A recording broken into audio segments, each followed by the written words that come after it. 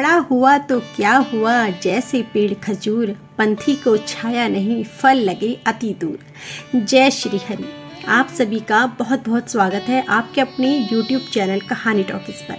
आज आषाढ़ मास का पहला दिन है यानी 5 जून और इसका समापन होगा 3 जुलाई यानी गुरु पूर्णिमा के दिन। आज से आप हमारे इस चैनल पर हर दिन नियम से सुबह के समय आषाढ़ मास महात्म्य में संपूर्ण विष्णु पुराण की कथाएं हिंदी में सुनेंगे। इससे पहले ज्येष्ठ माह में लगातार हमारे चैनल पर हर दिन कथा सुनने के लिए आप सभी का बहुत बहुत धन्यवाद। उम्मीद है कि आप आषाढ़ मास के अंतिम दिन तक इसी प्रकार अपना सहयोग बनाए रखेंगे। विष्णु पुराण के पढ़ने और सुनने से भयंकर रोग, अतिवृष्टि, अनावृष्टि, भूत प्रेत, बाधा का संयोग और दूसरे आदि भौतिक और आदित्य अधिक तथा आदि सहित कष्टों का निवारण हो जाता है। तो आइए भगवान विष्णु का मन ही मन ध्यान करते हुए आज की कथा आरंभ करते हैं। अध्याय 1 में ग्रंथ का उपोद्घात का वर्णन किया गया है। श्री सूत जी बोले, मैत्रेय जी ने नित्य कर्मों से निवृत्त हुए मुनिवर पराशर जी को प्रणाम किया और उनके चरण छूकर पूछा, हे गुरुदेव, मैं आप ही से संपूर्ण वेद वेदांग और सकल धर्म शास्त्रों का क्रमशः अध्ययन किया है। हे मुनिश्रेष्ठ, आपकी कृपा से मेरे विपक्षी भी मेरे लिए यह नहीं कह सकेंगे कि मैंने संपूर्ण शास्त्रों के अभ्यास में परिश्रम ही नहीं किया है। हे धर्मज्ञ, हे महाभाग, अब मैं आपके मुख से यह सुनना चाहता हूँ कि यह जगत किस प्रकार उत्पन्न हुआ और आगे भी दूसरे कल्प के आरंभ में कैसे होगा, तथा हे ब्रह्मन, इस संसार का उपादान कारण क्या है। यह संपूर्ण चराचर किससे उत्पन्न हुआ है, यह पहले किसमें लीन था और आगे किसमें लीन हो जाएगा।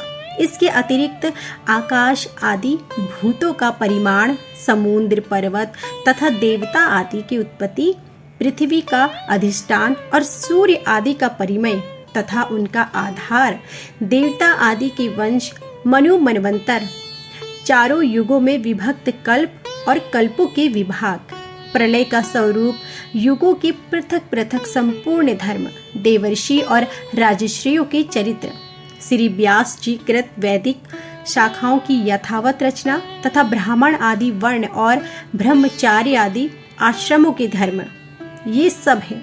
हे महामुनि शक्तिनंदन, मैं आपसे सुनना चाहता हूँ। हे ब्रह्मन, आप मेरे प्रति अपना चित्त प्रसादोन्मुख कीजिए और जिससे हे महामुनि मैं आपकी कृपा से यह सब जान सकूं। श्री पराशर जी बोले, हे धर्मज्ञ मैत्रेय, मेरे पिताजी श्री वशिष्ठ जी ने जिसका वर्णन किया था उस पूर्व प्रसंग का तुमने मुझे अच्छा स्मरण कराया, इसके लिए तुम धन्यवाद के पात्र हो। हे मैत्रेय, जब मैंने सुना कि पिताजी को विश्वामित्र की प्रेरणा से राक्षस ने खा लिया है तो मुझको बड़ा भारी क्रोध हुआ। तब राक्षसों का ध्वंस करने के लिए मैंने यज्ञ करना आरंभ किया। उस यज्ञ में सैकड़ों राक्षस जलकर भस्म हो गए। इस प्रकार उन राक्षसों को सर्वथा नष्ट होते देख मेरे महाभाग पितामह वशिष्ठ जी मुझसे बोले, हे वत्स, अत्यंत क्रोध करना ठीक नहीं है, अब इसे शांत करो। राक्षसों का कुछ भी अपराध नहीं है, तुम्हारे पिता के लिए तो ऐसा ही होना था। क्रोध तो मुखों को ही हुआ करता है, विचारवानों को भला कैसे हो सकता है। हे भला कौन किसी को मारता है, पुरुष स्वयं ही अपने किए का फल भोगता है। हे प्रियवर, यह क्रोध तो मनुष्य के अत्यंत कष्ट से संचित यश और तप का भी प्रबल नाशक है। हे तात, इस लोक और परलोक दोनों को बिगाड़ने वाले इस क्रोध का महर्षि गण सर्वदा त्याग करते हैं, इसलिए तू इसके वशीभूत मत हो। अब इन बेचारे निअपराध राक्षसों को दग्ध करने से कोई लाभ नहीं, अपने इस यज्ञ को समाप्त करो। साधुओं का धन तो सदा क्षमा ही है। महात्मा, दादाजी से इस प्रकार समझाने पर उनकी बातों के गौरव का विचार करके मैंने वह यज्ञ समाप्त कर दिया। इससे मुनिश्रेष्ठ भगवान वशिष्ठ जी बहुत प्रसन्न हुए। उसी समय ब्रह्मा जी के पुत्र पुलस्त्य जी वहां आए। हे मैत्री पितामह, वशिष्ठ ने उन्हें अर्घ्य दिया। तब वे महर्षि पुलह के ज्येष्ठ भ्राता महाभाग पुलस्त्य जी के आसन पर ग्रहण करके मुझसे बोले, तुमने चित्त में बड़ा वैर भाव रहने पर भी अपने बड़े बूढ़े वशिष्ठ जी के कहने से क्षमा स्वीकार की है, इसलिए तुम संपूर्ण शास्त्रों के ज्ञाता होंगे। हे महाभाग, अत्यंत क्रोधित होने पर भी तुमने मेरी संतान का सर्वथा नहीं किया, अतः मैं तुम्हें एक और उत्तम वर देता हूँ। हे वत्स, तुम पुराण संहिता के वक्ता होंगे और देवताओं के यथार्थ स्वरूप को जानोगे तथा मेरे प्रसाद से तुम्हारी निर्मल बुद्धि, प्रवृत्ति और निवृत्ति, भोग और मोक्ष के उत्पन्न करने वाले कर्मों में निसंदेह हो जाएगी। फिर मेरे पितामह भगवान वशिष्ठ जी बोले, जो कुछ कहा है वह सभी सत्य होगा। हे मैत्रेय, इस प्रकार पूर्व काल में बुद्धिमान वशिष्ठ जी और पुलस्त्य जी ने जो कुछ कहा था वह सब तुम्हारे प्रश्न से मुझे स्मरण हो आया है। अतः हे मैत्रेय, तुम्हारे पूछने से मैं उस संपूर्ण पुराण संहिता को तुम्हें सुनाता हूँ। तुम उसे भली प्रकार ध्यान देकर सुनो।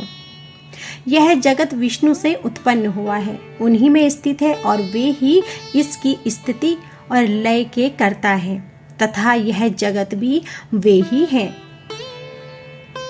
24 तत्वों के विचार के साथ जगत के उत्पत्ति क्रम का वर्णन और विष्णु की महिमा का मैं विस्तार बताता हूँ। हे ब्रह्मो, विष्णु और शंकर रूप से जगत की उत्पत्ति, स्थिति और संहार के कारण है तथा अपने भक्तों को संसार सागर से तारने वाले हैं। उन विकार रहित शुद्ध अविनाशी परमात्मा सर्वदा एक रस सर्व विजयी भगवान वासुदेव विष्णु को मेरा नमस्कार है, जो एक होकर भी नाना रूप वाले हैं, सूक्ष्ममय अव्यक्त रूप हैं तथा अपने अनन्य भक्तों की मुक्ति के कारण उन श्री विष्णु भगवान को मेरा नमस्कार है, जो विश्व रूप प्रभु विश्व की उत्पत्ति, स्थिति और संहार के मूल कारण हैं। उन परमात्मा विष्णु भगवान को मेरा नमस्कार है, जो विश्व के अधिष्ठान है, अति सूक्ष्म से भी सूक्ष्म है, सर्व प्राणियों में स्थित पुरुषोत्तम और अविनाशी हैं, जो परमार्थ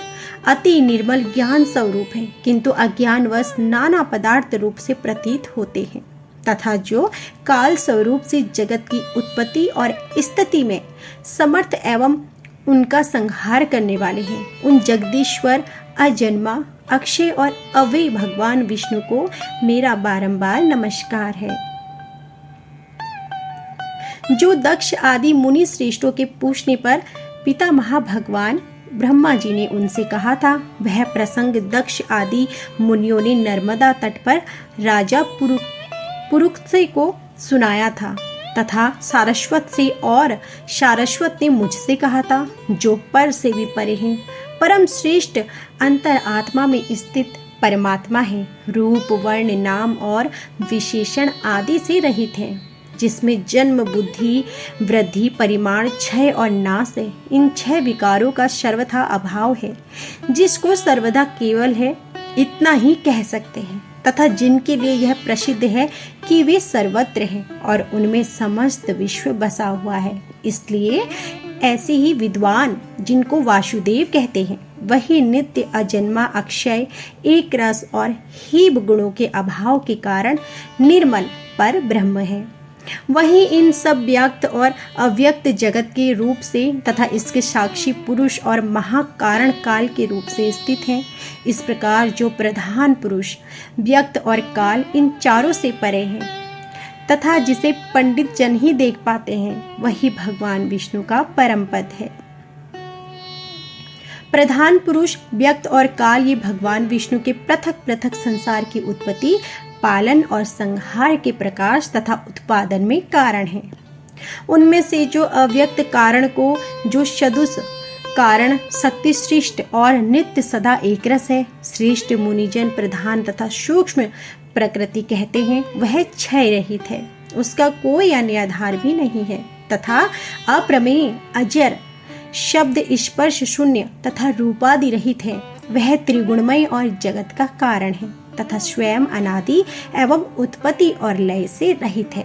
यह संपूर्ण प्रपंच प्रलय काल से लेकर सृष्टि के आदि तक इसी से व्याप्त था। हे विद्वान, श्रुति के मर्म को जानने वाले श्रुति पारायण ब्रह्मवेता महात्मा गण इसी अर्थ को लक्ष्य करके प्रधान के प्रतिपादक हैं। इस श्लोक को कहा करते हैं, उस समय प्रलय काल में ना दिन था न रात्रि थी, ना आकाश था और ना ही पृथ्वी थी, ना अंधकार था और ना ही इनके अतिरिक्त कुछ और ही था। बस श्रोता आदि इंद्रियों और बुद्धि आदि का अविषय एक प्रधान ब्रह्म और पुरुष ही था। हे विप्र, विष्णु के परम स्वरूप से प्रधान और पुरुष ये दो रूप हुए। उसी विष्णु के जिस अन्य रूप के द्वारा वे दोनों सृष्टि और प्रलय काल में संयुक्त और वियुक्त होते हैं, उस रूपांतर का नाम ही काल है। बीते हुए प्रलय काल में यह व्यक्त प्रपंच प्रकृति में लीन था, इसलिए प्रपंच के इस प्रलय को प्राकृत्य प्रलय भी कहते हैं। हे मैत्रेय, प्रलय काल में प्रधान की साम्य अवस्था में स्थित हो जाने पर और पुरुष के प्रकृति से पृथक स्थित हो जाने पर विष्णु भगवान का काल रूप प्रवक्त होता है। तदंतर सर्ग काल उपस्थित होने पर उन पर ब्रह्म परमात्मा विश्व रूप सर्वव्यापी सर्वभूतेश्वर सर्व आत्मा परमेश्वर ने अपनी इच्छा से शोभित किया। जिस प्रकार क्रियाशील न होने पर भी गंध अपनी संधि मात्रा से ही मन को सुशोभित कर देता है। हे द्विज श्रेष्ठ, सर्ग काल के प्राप्त होने पर गुणों की साम्य अवस्था रूप प्रधान जब विष्णु के क्षेत्र रूप से अधिष्ठ हुई तो उससे महत्वत्व की उत्पत्ति हुई। उत्पन्न हुए महान को प्रधानत्व ने आवृत किया तथा राजस और तामस भेद से 3 प्रकार का है, किंतु जिस प्रकार बीज छिलके से संभाव से ढका रहता है वैसे ही यह त्रिविध महत्व से ही वैकारिक तेजस और तामस भूता आदि 3 प्रकार का अहंकार उत्पन्न हुआ। हे महामुने, वह त्रिगुण आत्मा होने से भूत और इंद्रिय आदि का कारण है और प्रधान से जैसे महत्व व्याप्त है वैसे ही महत्व से वह अहंकार व्याप्त है। भूता आदि नामक तामस अहंकार ने विकृत होकर शब्द तन्मात्रा और उससे शब्द गुण वाले आकाश की रचना की। उसे भूता आदि तामस अहंकार ने शब्द तन्मात्र रूप आकाश को व्याप्त किया। फिर शब्द तन्मात्र रूप ने आकाश से विकृत होकर स्पर्श तन्मात्र को रचा।